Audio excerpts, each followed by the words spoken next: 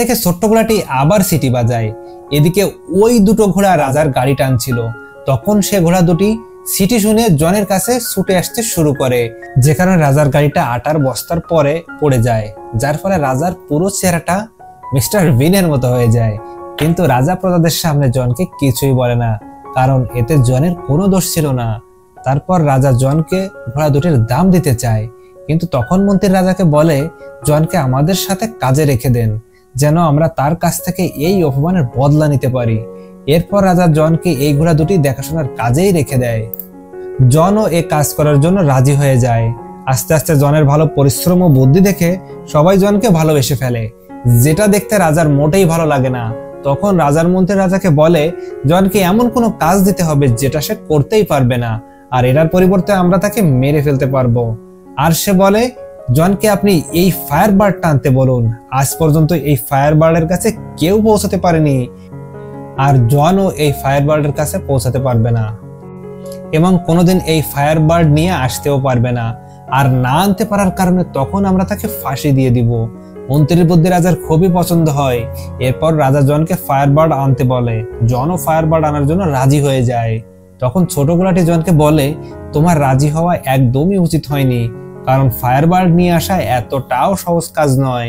এখন পর্যন্ত যারা এই ফায়ার বার্ড খুঁজতে গিয়েছে তারা আর কেউ কোনোদিন ফিরে আসেনি। যেহেতু জন রাজাকে কথা দিয়ে ফেলেছিল, তাই সে আর পিছু হাঁটতে পারবে না। এটা শোনার পর ঘোড়াটি জনকে একটি জঙ্গলের দিকে নিয়ে যেতে থাকে। সেখানে গিয়ে তারা একটি বাদাম গাছের কাছে যায়, আর ঘোড়াটি বলে ফায়ার বার্ড এই বাদাম খেতে খুবই পছন্দ করে, কিন্তু যখনই ফায়ার বার্ড এই বাদামগুলো খায় তখন সে গভীর ঘুমে চলে যায়, যার ফলে আমরা তাকে খুব সহজেই ধরতে পারবো। তারপর তারা দুজন সেই জায়গায় চলে আসে যেখানে ফায়ার বার্ড আছে, যেখানে গিয়ে তারা এই বাদামগুলো মাটির উপর ছড়িয়ে দেয় এবং ফায়ার বার্ড আসার জন্য অপেক্ষা করতে থাকে। কিছুক্ষণ পর সেখানে মাটি চমকাতে শুরু করে এবং বাদামের গন্ধে ফায়ার বার্ড মাটির নিচ থেকে বেরিয়ে আসে এবং সব বাদাম সে খেয়ে ফেলে, যার ফলে সে সেখানেই ঘুমিয়ে পড়ে। জন তাকে ধরার জন্য কাছে যায়, কিন্তু তখনই তার ঘুম ভেঙে যায় এবং সে জনকে ধরার জন্য পিছু করতে শুরু করে, যার কারণে পুরো আইল্যান্ডে আগুন লেগে যায়। এখন ফায়ার বার্ড জনকে ধরে ফেলার আগেই জনের কাছে যে শেষ বাদামটি ছিল সেটা সে ফায়ার বার্ডের দিকে দিয়ে দেয়। এরপরে সেটা খেয়ে ফায়ার বার্ড আবারও ঘুমিয়ে পড়ে, আর এই সুযোগে জন পাখিটাকে লোহার শিকল দিয়ে বেঁধে ফেলে। এরপর পাখিটার যখন ঘুম ভাঙে তখন সে কাঁদতে থাকে। এটা দেখে জনের মন খুব খারাপ হয়ে যায়, তাই সে ফায়ার বার্ডকে মুক্ত করে দেয়। তখন ফায়ার বার্ড অনেক খুশি হয় এবং সে উড়ে চলে যায়, আর যাওয়ার সময় জনকে একটি পালক দিয়ে যায় যেটা আগুনের মতো জ্বলজ্বল করছিল। এটা দেখার পর ঘোড়াটি তাকে বলে যে রাজা তোমাকে আর ক্ষমা করবে না। জন তখন ঘোড়াটিকে বলে তার বিশ্বাস এই পালক দেখে রাজার বিশ্বাস হবে যে তারা ফায়ার বার্ডটিকে ধরেছিল। এরপর জন রাজার কাছে ফিরে আসে।